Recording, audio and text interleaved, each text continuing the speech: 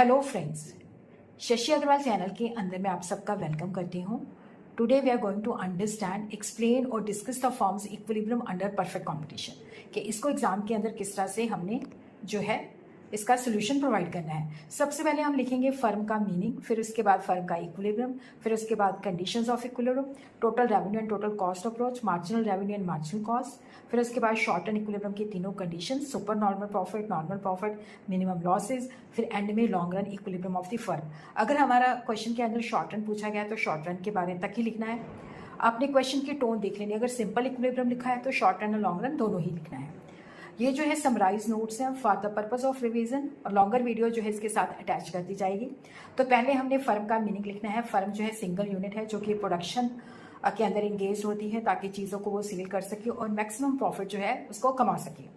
Firm का equilibrium वो situation होती है जब वो अपने एग्जिस्टिंग आउटपुट के साथ सेटिस्फाइड होती है, ना वो इसको इंक्रीज करना चाहती है ना वो डिक्रीज करना चाहती है, या तो फर्म को मैक्सिमम प्रॉफिट मिल रहा है या फर्म को मिनिमम लॉसेस मिल रही हैं।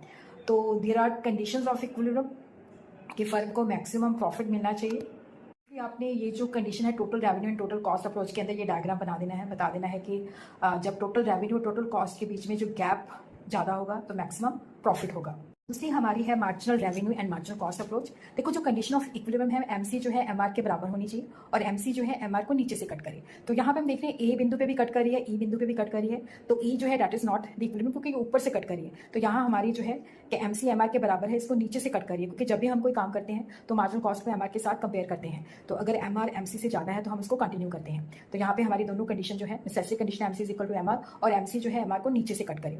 फिर उसके बाद हमने शॉर्ट रन इक्विलिब्रियम के बारे में बताना है। सुपर नॉर्मल प्रॉफिट तब होता है जब हमारा एवरेज रेवेन्यू जो है एवरेज कॉस्ट से ज़्यादा है। तो ये जो प्राइस है that is determine by the industry P जो है, और उस प्राइस पे जो है फर्म का इक्विलिब्रियम देखना है कि यहाँ पे देखो ये A R is equal to M R और ये हमारा ए सी कर्व है और ये हमारा एम सी जो है ई बिंदु पे कट करता है। तो आपने दोनों कंडीशंस लिख देनी है, M C is equal to M R, M C must cut M R from the below. और यहाँ पे हम देखते हैं कि हमारी जो प्राइस है वो कॉस्ट से ज़्यादा है तो फर्म को सुपर नॉर्मल प्रॉफिट मिल रहा है।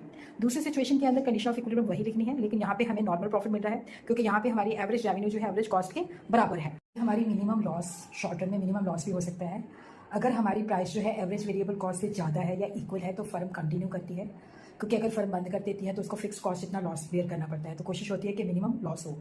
लॉन्ग रन के अंदर हमेशा फर्म जो होती है उसको नॉर्मल प्रॉफिट ही होता है, क्योंकि अगर फर्मों को सुपर नॉर्मल प्रॉफिट होता है तो बहुत सारी फर्में एंटर कर जाती हैं जिसकी वजह से एसएनपी जो है नॉर्मल प्रॉफिट में कन्वर्ट हो जाता है। अगर लॉस हो रहा था बहुत सारी फर्में छोड़ के चली जाती हैं तो सप्लाई कम हो जाती है तो नॉर्मल प्रॉफिट होता है। तो यहाँ पे हम देख रहे हैं कि ये डायग्राम आपने ड्रॉ कर देना है। तो L A C is equal to